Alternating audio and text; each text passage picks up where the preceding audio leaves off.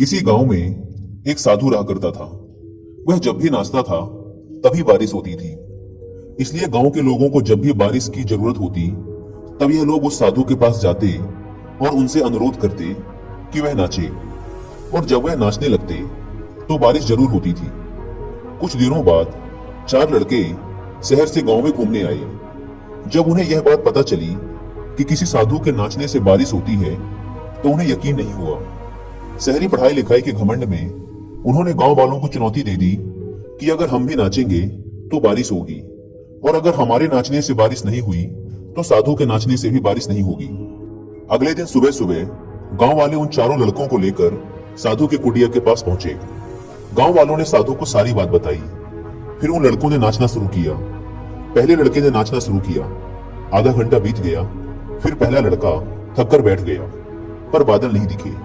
कुछ देर बाद दूसरे लड़के ने नाचना शुरू किया और 1 घंटे बीतते बीतते वह भी थक कर बैठ गया। बाकी दोनों लड़कों ने भी ऐसा ही किया, पर बारिश नहीं हुई। अब साधु की बारी थी। उसने नाचना शुरू किया। 1 घंटा बीत गया, पर बारिश नहीं हुई। साधु फिर भी नहीं रुका, वह नाचता ही रहा। नाचते नाचते 2 घंटे बीत गए, पर बारिश नहीं हुई। 4 घंटे बीत गए, पर बारिश नहीं हुई। लेकिन साधु तो रुकने का नाम ही नहीं ले रहा था। धीरे धीरे शाम ढलने लगी कि तभी बादलों की गड़गड़ाहट सुनाई दी और थोड़ी देर बाद जोरों की बारिश होने लगी।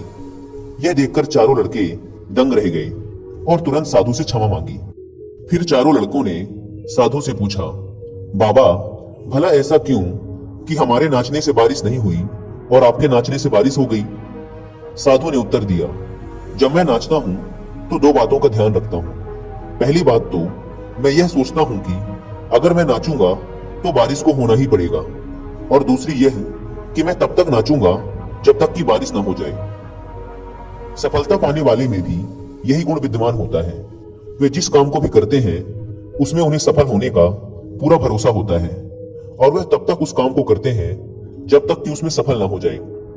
इसलिए अगर हमें सफलता हासिल करनी है तो इस साधु की तरह ही अपने लक्ष्य को प्राप्त करना होगा।